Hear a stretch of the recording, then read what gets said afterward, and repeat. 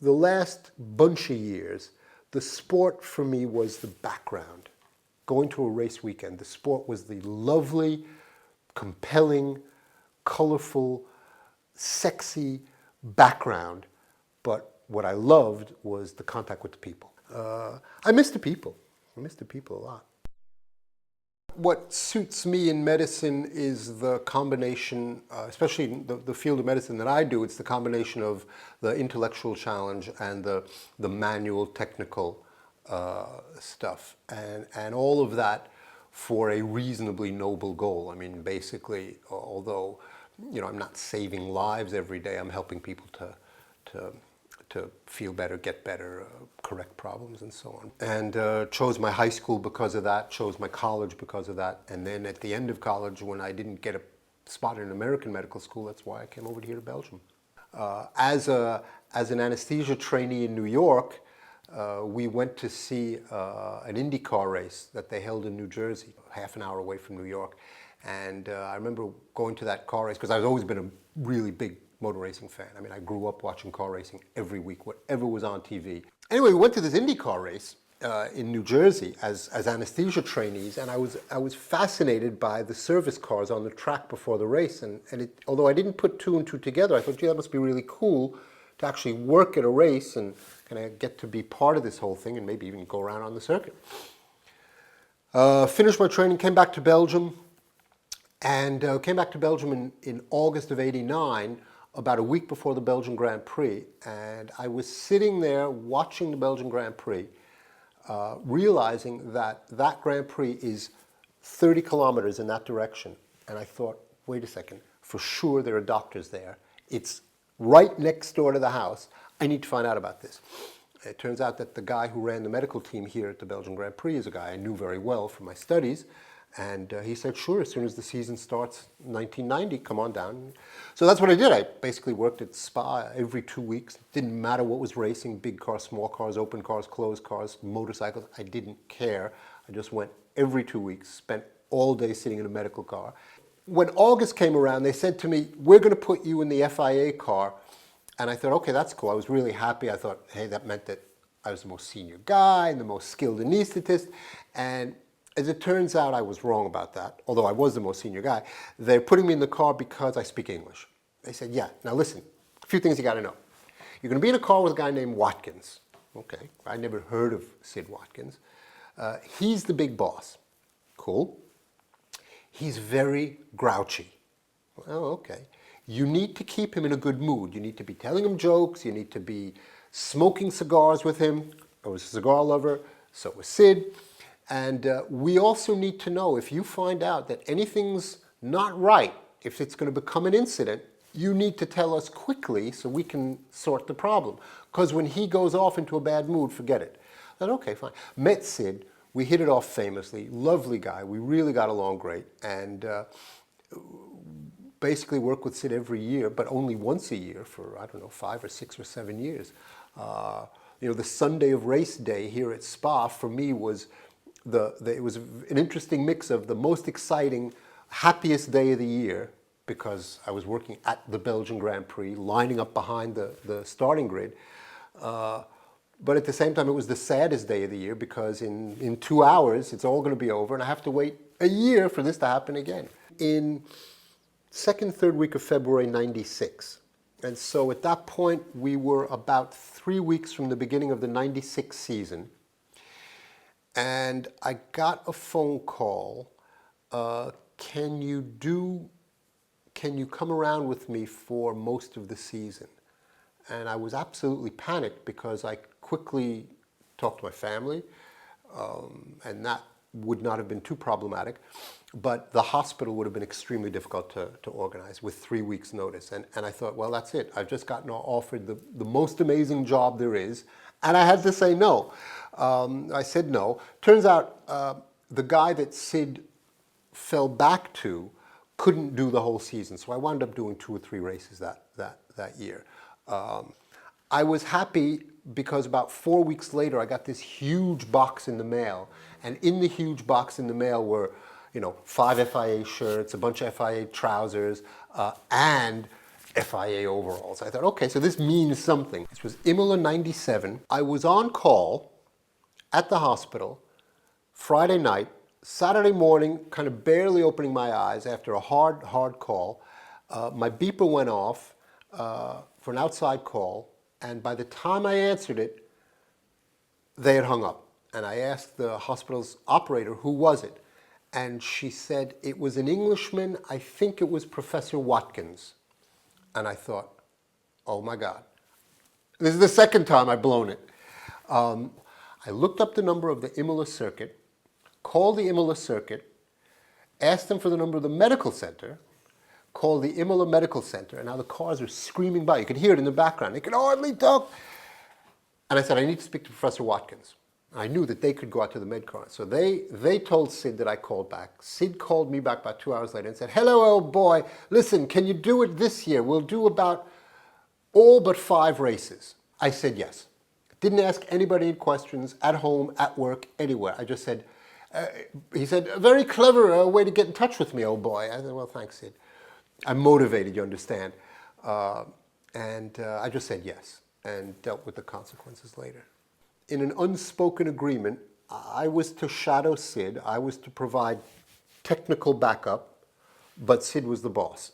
Now, remember, I was a fairly senior anesthetist. I mean, I was well over 40 years old. Well, somewhat over 40 years old, and had a fair amount of experience, doing anesthetics.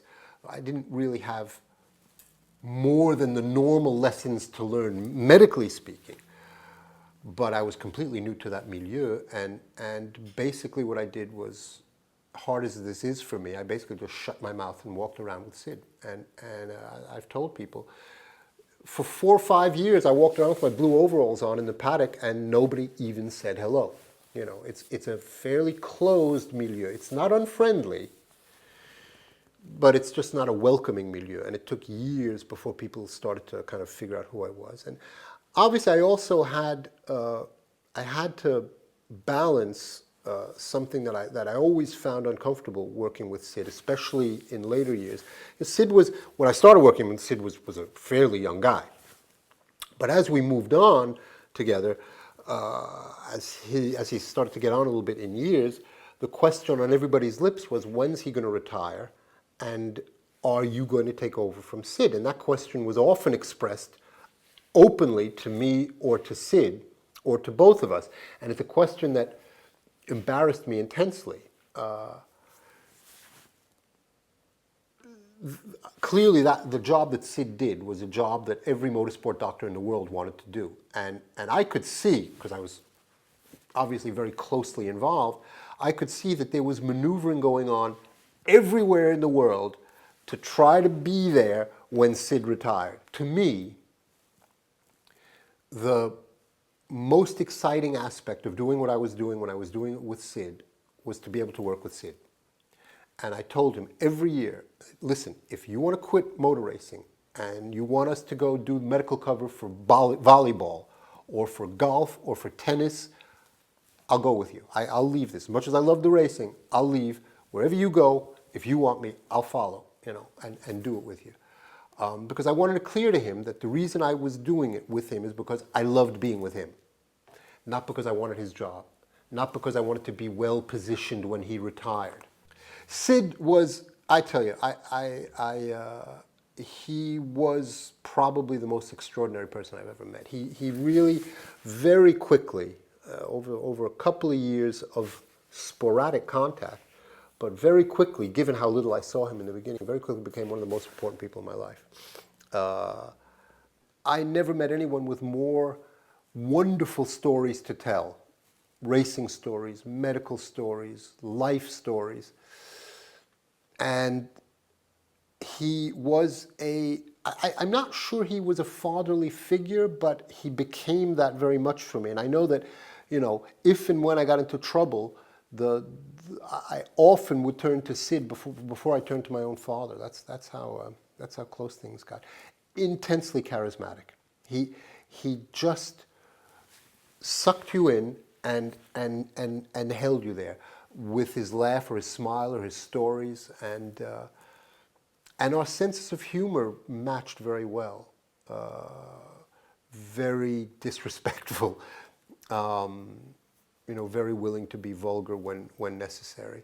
And I just learned so much from him. I just learned so much, how to get things done. Watching him either do it by brute force, which he was very good at, like a bulldozer, like a locomotive, or by extremely fine diplomacy, which he also did. And in my more discouraging moments, doing the work that I did in Formula One, I'd often ask myself exactly what would Sid do in this situation. And then when I got more experience and stopped needing to think what would Sid do, I realized that I was doing what Sid would have done. And that's how well I was trained, or how well I had assimilated the lessons from Sid. And then when things got frustrating and were moving slowly, and obstacles were popping up left and right, and I would get discouraged, I'd always think, wait a second, the difficulties I'm encountering now to advance some small aspect is nothing compared to what Sid faced. Sid faced difficulties doing everything. He wanted medical centers at the circuits. They threw up barriers, and he got it done. So when I would get discouraged, I'd say, listen, just deal with it. Sid dealt with a lot worse than this. You deal with this. And he was an absolutely remarkable person. When we were on standby, we would just talk. We talk about racing, we talk about life, we talk about everything that people talk about. We had, for the first few years, we had a different driver at every circuit, usually the same guy every year. So we would know that. It was fun to, get back together with someone who we'd gotten friendly with. Then we had a permanent driver. Our first was Alex Ribeiro, an old friend of Sid's, a former Formula One driver, Brazilian guy, lovely, lovely guy. And Sid and I would sit in the car and telling jokes and smoking cigars. I tell you, thinking back on it, it's just incredible what we used to subject our drivers to, because it'd be the two of us sitting in the medical car, both of us smoking cigars. Our drivers were never smokers, and I tell you what, I can't believe we used to do that. I feel very bad about what we subjected our drivers to. At one point in Argentina, we were sitting in the car, both of us tooting away on cigars, and we could see that the driver was getting a little bit green. So we both dropped our windows, and the amount of smoke that came pouring out of the car. I remember the tower got on the radio immediately and said, race control medical car, is the car on fire? And in fact, no, the car wasn't on fire, it was just our cigars. The funny thing is, about sitting in the medical car, what people don't realize is, for example, the first practice session on Friday. It's an hour-and-a-half session. You've gotten up really early. Friday, in general, we'd be at the circuit usually by 6:30 in the morning or so, 6:45, because it's the first day of the race weekend, we'd go and brief the medical team and then start our FIA stuff. So you have P1, which is an hour and a half, and inevitably I'd sleep for the first half hour of it. Within 3 minutes of the green light going on, the car's going on the circuit, you realize how hypnotic that sound is. And every session I'd say, okay, I'm gonna stay up for the, and every session within 5 minutes I feel myself going. It's kind of inevitable. But I didn't sleep a lot.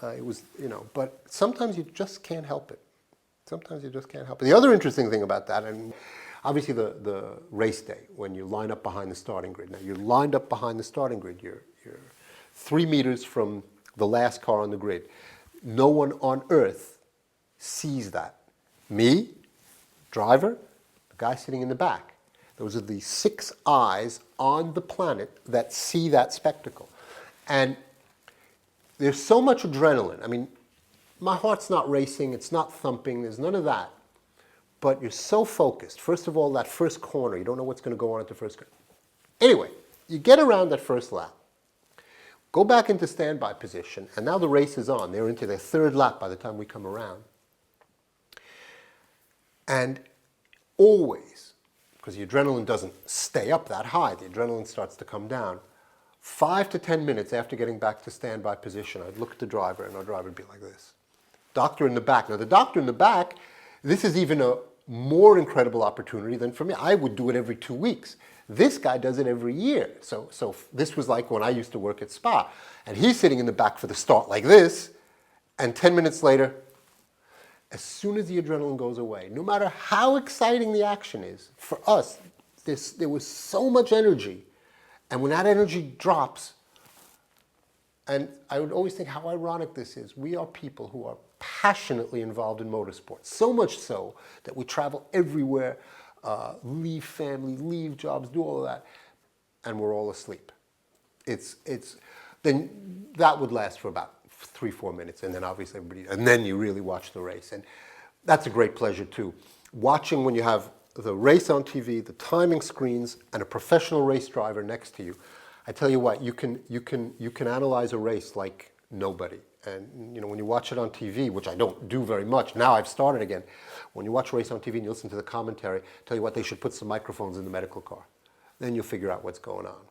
Fascinating conversations, and really, it's one of those, I was going to say guy things, but it's not just a guy thing. We work with lots of women doctors in the car. It's not just a guy thing, but it's one of those very intense experiences, being locked up in a car for that many hours with people who share your passion, all of whom know what their roles are. Me, the local doctor, Alan.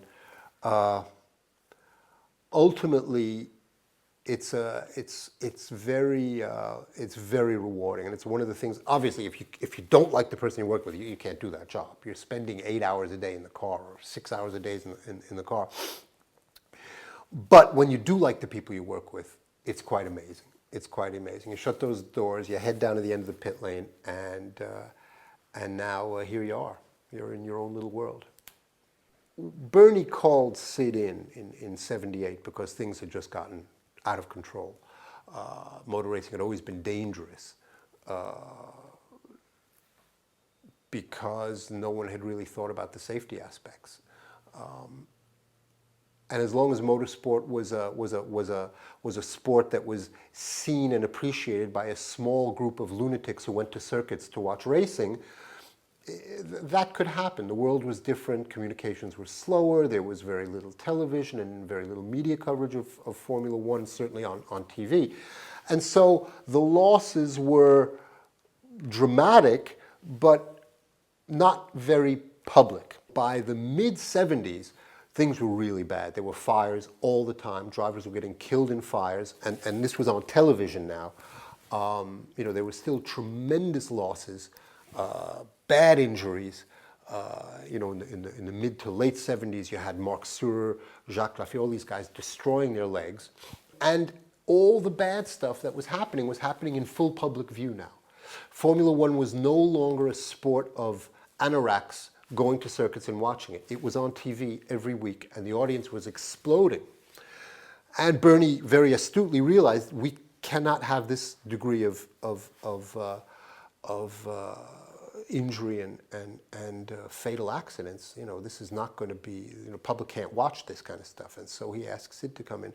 And there was so much to do that initially it was all kind of common sense stuff. It took a huge amount of work to get done. And I think, it's important, if you're interested in this, you need to read Sid's book, the first one especially, because he details how hard it was to get stuff done that just seems so rudimentary now.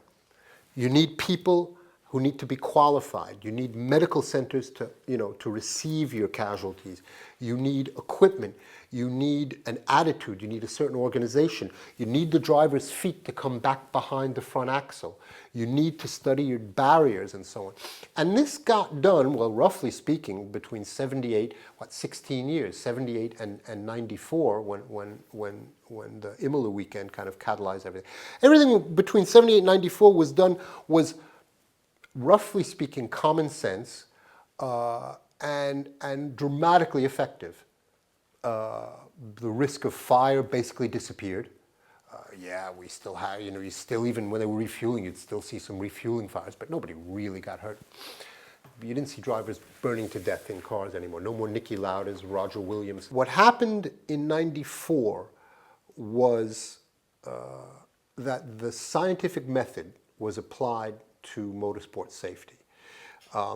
After that weekend, starting on Friday with Rubin's accident, which, although he walked away fairly uninjured, I think he hurt his nose and his wrist or something, you still look at that accident, it's still unbelievably impressive to see that car just take off and just smash into the barrier sideways. And then Roland in qualifying on Saturday, and then Ayrton in the race on Sunday. Max Mosley was president of the FIA at the time, clearly realized this cannot happen. You know, that image when Ayrton was finally helicoptered off and they just lingered on this 1 meter puddle of blood.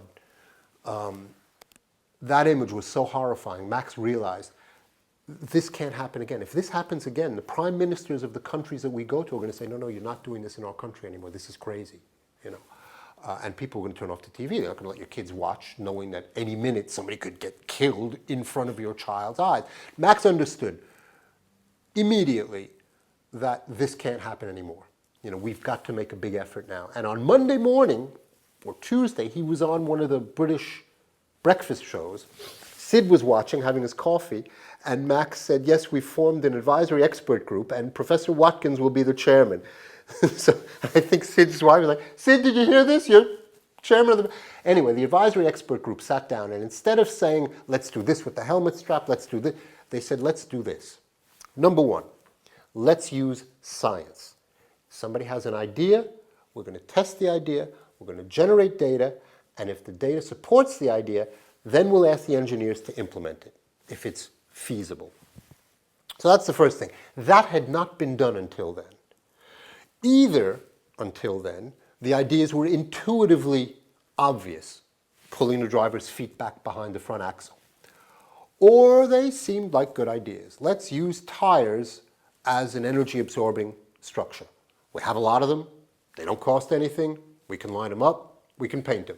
So the whole idea of tire barriers, for example, was just intuitively clear, but it wasn't tested at the time. So the AEG, the Advisory Expert Group, said, we're going to use science. And they hired a bunch of engineers and scientists to start working on that. And the second thing they did was they said, we are going to apply the scientific method to 4 axes of action. The first is the driver and his personal protective equipment. The second is the car. The third is the circuits. And the fourth is the system or the organization. We're now at a stage in terms of engineering, safety, and so on, where it's a bit like the Formula One teams. You know, they'll invest tens of millions to get a new front wing end plate that gains 1/10 of a second. And we're at that point now of marginal returns where it's taking a tremendous effort to make kind of marginal improvements in safety. There's still stuff to be done. The biggest issue right now, as far as I'm concerned, by far the biggest issue is cars getting launched. You know, we've seen a lot of close calls with cars, you know, grazing the helmets of the guy who's underneath. And so there's efforts now to look at protecting the driver a little more in the car with canopies and so on. That's a bit more controversial. I'm not sure where that's going to go. High-level motorsport, not just Formula One, GP2, GP3, IndyCar, and so on, has become, in terms of number of participant hours, none of them are anywhere near the top 10 in terms of dangerous sports. I don't think I can say the same for national or provincial level rallying and so on. That's still a pretty dangerous activity to be involved in. But certainly high-level single-seater motor racing has become safe enough so that it's not on the list of most dangerous sports anymore. But there are still problems. But from the safety, I mean, Max left an amazing legacy. And certainly Sid, all through his tenure while Max was president, pretty much was told, you get it done and you'll have the resources. And Max was astonishingly perceptive. And Max indirectly, or even directly, has, just in Formula One, probably saved 10 lives, 15 lives. I mean, that's massive. Not many people can say that. And then when I became the medical delegate in 2005, Max was incredibly supportive. Pretty much everything that I needed, and I didn't need a lot, but we wanted to create a medical education working group. Go ahead and do it. we want to do a medicine in motorsport book, go ahead and do it. He was extremely supportive. At that point, we had a lot of new countries coming in. Malaysia had just come in. We were talking about the Middle East and so on. And these countries didn't have a rich heritage of motorsport. And so we thought it would be good to have a standardized content, standardized teaching techniques to make sure that you're getting people to a minimum acceptable level. So I was told very clearly, do what you have to do to get this done. So I contacted a whole bunch of people that I knew, real experts in various fields of motorsport medicine, and basically assigned them all chapters in a book that we wrote. It came out quite well. We had all the chapters, had everything we needed, and it was in the FIA's hands, and then it just all went silent. And I don't know why, and every time I raised the question with different people, the answers were vague enough. And at the time, I realized that this was now a political weapon. And I don't remember, and I wouldn't probably comment on all the politics, but there seemed to be a window of opportunity. Some of the English factions, not within the FIA, but within some of the substructures of the FIA, notably the Institute, some of the English people had access to grind with the new French leadership of the FIA. And this was felt, I think, to provide leverage. My suspicion at the time was that this was a means of grabbing onto some kind of, I won't say power, to enable you to say, no, I'm running this. See, I learned some lessons from Sid. I learned the locomotive lesson. And so I imitated the locomotive thing. Certainly not as skillfully as Sid. What I didn't learn enough, probably would have taken me a couple more years with him, was patience. All of this seemed so intuitively clear that we needed to do. Didn't cost money, and the people involved were doing it because they wanted to and were doing it well. It just seemed to me to be a no-brainer. Let's just move ahead with this. This is non-controversial. That was naive. It was controversial for whatever reason. And it did step on people's toes, and I was insufficiently patient. Now, I don't mind that, and do it all over again, I wouldn't be a lot more patient. There are things you can be patient about, and there are things you need to keep pulling the chains to get done. So the patience lesson I didn't learn very well from Sid, and the diplomacy lesson I didn't learn too well either. It would have taken me, like I said, a couple more years with Sid to figure that out. So I was probably extremely indelicate on occasions. People say, well, you were a threat to them. I wasn't a threat to anybody. I was just a doctor, doing some stuff. That's not a threat. The people who run these things, the people at the head of these, are making a lot of money, are meeting with prime ministers. They are, quote, important people. And I wasn't a threat to anyone. But I think I was indelicate about a fair number of things. I think, still in all, I don't understand. Certainly in terms of the medical thing, I don't know why we had as hard a time as we did.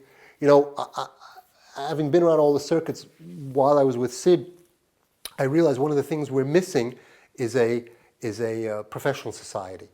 We have the American Society of Anesthesiologists, you have the American College of Emergency Physicians, you have the American Association of Surgeons, the Society of Ambulatory. I wanted to form a World Society of Motorsport Physicians, just so people felt connected. And this was a little bit before the internet kind of exploded, but just so people sitting trackside at Castle Combe on a shitty rainy Saturday, freezing, all alone in the only car while a Porsche club is testing. And these guys know that there's 5,000 doctors around the world that they're connected to, or 4,000 or 3,000 or 1,000. And with a newsletter and online forums and experts' opinions and Ask the Expert, we could have done a lot. I spent 2 seasons putting a list of names together of people. Would you be interested? Let's say we make it cost 20 to 50 pounds. Would you be interested in joining this society? I had 1,200 names after 2 seasons. Now that's a significant society. like an idiot, handed the names over to them, said, let's do this. That was thrown out. And I think there's not a trace of it on the FIA Institute website. I really don't. I don't know where the antipathy came from. At the end of the 2007 season, so this was quite some time ago, end of the 2007 season, I got home from Brazil, and there was a medical commission meeting like the next week or something, and I called the FIA and I said I can't make it to the medical commission meeting because I've got this or that, and the answer was, oh, that's okay, we're not going to be talking about your replacement at that meeting anyway. I said, what? Oh, somebody's calling me, never mind, boom. So then I made a couple of phone calls. Well, yes, you've actually been fired as medical delegate and you're being replaced by somebody, but we still want you around because we need your experience. So we want you in the car, but you're not going to have the responsibility anymore. This was 2007, end of 2007. 2008 season, a new guy came in as the medical delegate. And this guy was presented to me. They said, yeah, this guy, this is his name, Professor such and such, he's going to be the medical delegate. I said, oh. And they said, do you know him? I said, no. I pretty much know everybody who's anybody in motorsport, just for having done it for years. And they said, oh, he's a big Formula One fan. And I cracked up. I was talking, this was a high person in the FIA that I was talking to. And he said, you've just been told that you've lost your prestigious position and you're laughing. I said, I'm laughing because you're clearly not setting the bar very high if this guy's main qualification is that he's a great Formula One fan. Has he ever worked at a race before? No. I mean, any race, not Formula One. No. Fine. I knew what I was dealing with. Yeah. 2008 was not a fun season for me because I was basically someone's life insurance policy. I was the guy who was going to jam the tube down a driver's throat if he was trying to die, and while somebody else was parading around as the. Anyway, we found a modus vivendi, this guy and I. We found a modus vivendi, and it worked as well as it worked, but it was clearly already an expression of something going on. I think that some of this was personal. That some of the critical people who make this decision just didn't like me. They didn't like my style, they didn't like the way I talked, they didn't like the way I did things, they thought that they could have more cooperation, more subservience, and that's why. I think the other thing that may have influenced this is, and the FIA has always been this way. FIA doesn't want personalities. They don't want superstars. Sid became a superstar. He really did. Even before the Senna movie. Sid's celebrity really skyrocketed when it became recognized how much he had done, how charismatic he was. And I think that bothered a lot of people at that time. That it was more the man than the mission. And the FIA has always been very wary of that, and I understand that. It's not about you, it's about the job. Even a guy like Charlie Whiting, Charlie is really one of the more remarkable people I've ever met, but he's incredibly low-key. You may read an interview with him, but you don't see articles talking about what an amazing job Charlie's done in Formula One while he's been there. He deserves a book. And so I never really sought the spot, but I think that slowly I did become someone who was recognized. I did become someone who was spoken about. I started tweeting kind of beginning of last season. I think that bothered them tremendously. And then last year, I think maybe the straw that broke the camel's back was last year in the run-up to Bahrain. Once the decision was made that we were going to go to Bahrain, because the decision didn't come until kind of a little bit into the season, I approached some of the people within our technical team and said, I think it would be good if we organized ourselves for all the travel we do, especially in the run-up to Bahrain. I think we all need to have all the time our embassy's phone numbers. This is the person you call if something bad has happened, if you've gotten robbed, if you've gotten beaten up, if you've gotten arrested, if something, there's a certain number of things that any company that sends their personnel far and wide always do. The FIA hasn't done that, and I proposed a good number of these measures in the run-up to Bahrain. Mentioned this to some of the higher-ups in our technical team, and it was like, that's a good idea, we need to do that. Let me talk to the president, and I'll get back to you. Half an hour later, the president, who was at that race, comes running up to me like a madman, and he said, "It's not a war zone over there." I said, with all due respect, Mr. President, it has nothing to do with it being a war zone. This is something we need to do for all the travel. Any company that sends employees all over the world needs to be prepared. And we're not. And we could do this. And I think that was the straw that broke the camel's back. I think that right there was decided, you're gone. I was on a contract with the FIA that rolled over automatically each year. On June 30th, literally, I received a special delivery DHL saying that in the context of our renegotiation of contracts with all our consultants, your contract will not automatically renew. Your contract will not be renewed on December 31st or January 1st. So I called them up and said, okay, I said, yes, we're doing this with... Nobody ever had the guts to say, you're gone.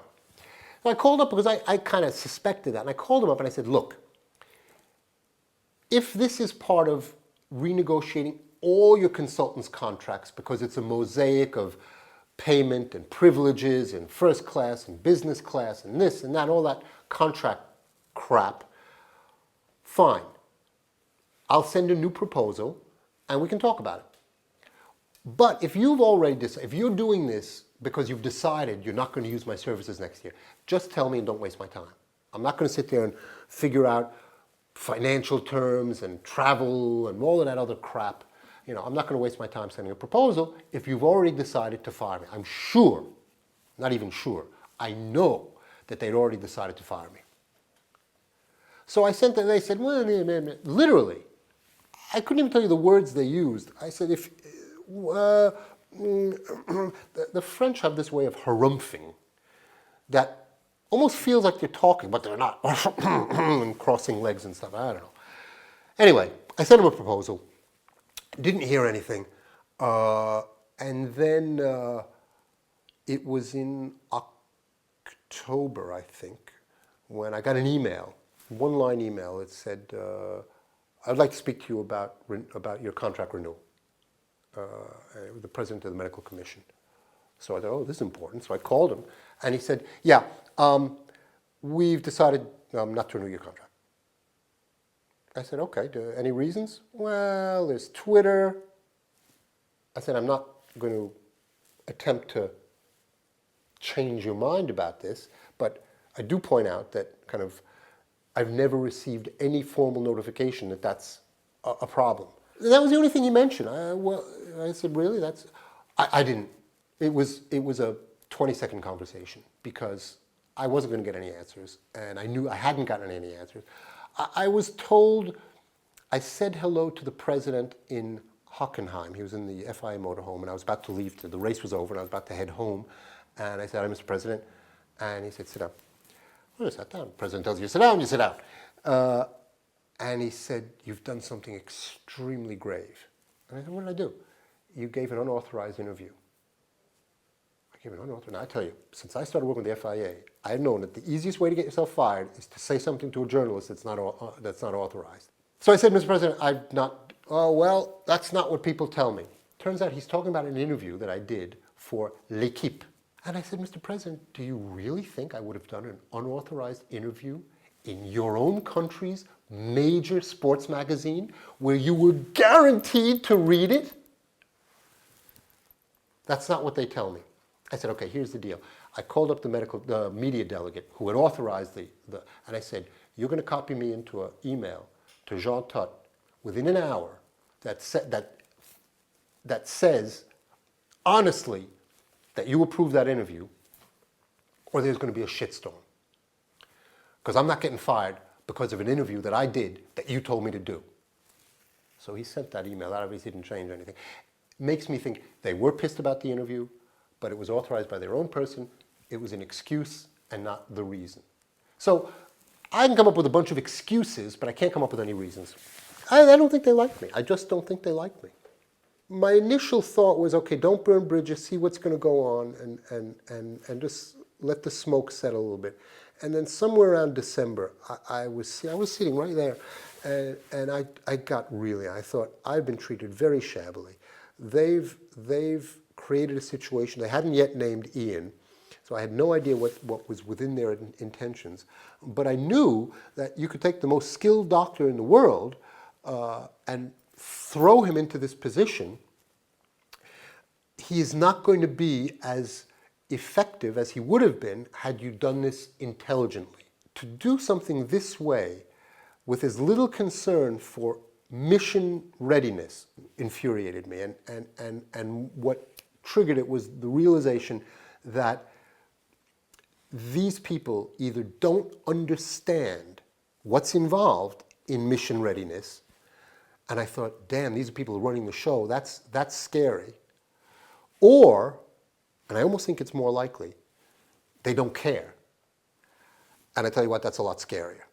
And I thought, okay, now I'm going to, and it was an outburst, but I didn't have a firm plan, but my idea was, now we're going to talk about all the stuff that's not right. You know, everybody's like, oh, safety's got so much better, Yeah, took 5 years to print a goddamn book. The Society of Motorsports Medicine, which would have been an element for progress by networking guys. And who better to do it than you? Completely ignored. The fact that the medical delegate, when he sat down in the tower, Melbourne 2008, was the first race this human being had ever attended as a race official, ever, and now he's the medical boss of Formula One. I mean, come on, do normal people do stuff like that? And that just, I thought, now everybody needs to know this. It's probably not going to get me my job, but at least people understand what we're dealing with here. Then I calmed down again. And I mean, the only thing they've done smart was to ask Ian to do the job. And Ian, you don't say no to this job, you know what I mean? I hope Ian's around long enough to really get used to it and to be the man. But it's rough. You have a family, you know, it's a rough job. The only smart thing they've done is to ask Ian to do it. But the rest of it, as they say in French, it's perfectible. Could be better.